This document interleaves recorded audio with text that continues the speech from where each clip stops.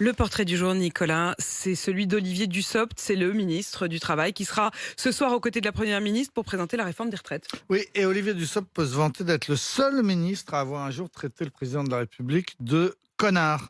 Ah oui. C'était en septembre 2014. Emmanuel Macron, tout juste nommé ministre de l'économie, avait évoqué à la radio des ouvrières illettrées des abattoirs GAD, vous vous souvenez.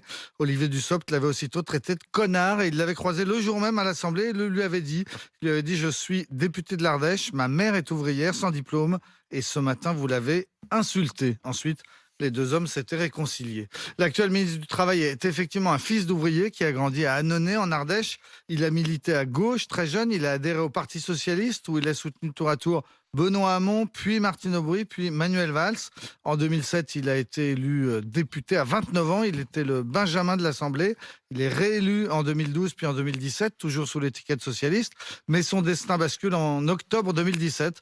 Lorsqu'Emmanuel Macron lui propose d'entrer au gouvernement, il accepte, il se fâche avec beaucoup de ses amis, il est exclu du PS, mais il fait son chemin au sein de la Macronie où il passe aujourd'hui pour le leader de l'aile gauche de la majorité. Il n'a pas toujours été pour le report de l'âge de la retraite. Non, il a même été franchement contre lorsque Nicolas Sarkozy a fait passer l'âge de départ de 60 à 62 ans en 2010. Il a trouvé cela scandaleux et il a signé une tribune dans les Échos pour dire que pour lui, la retraite à 60 ans devait être garantie. C'était une évidence. Il n'y a pas que les imbéciles qui ne changent pas d'avis. Il n'y a que les imbéciles, qui ne changent pas d'avis.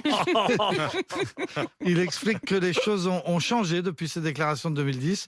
Le déficit s'est creusé et l'espérance de vie a augmenté. En tout cas, c'est donc lui aujourd'hui qui va mettre en musique le passage à 64 ou à 65 ans, après avoir déjà mené la réforme de l'assurance chômage qui réduit la durée d'indemnisation pour les chômeurs. Emmanuel Macron, pas rancunier d'avoir été traité de connard, dit aujourd'hui beaucoup de bien de lui. Il le trouve très talentueux et il lui a donc confié la réforme la plus importante de son quinquennat. Cela commence d'ailleurs à provoquer quelques jalousies. Ses anciens amis socialistes estiment qu'il est la caution de gauche pour faire passer des réformes de droite. Lui répond qu'il n'a pas une tête de caution. Et on verra cette tête ce soir en tout cas, puisqu'il sera aux côtés d'Elisabeth Borne pour la présentation de cette réforme des retraites. 6h.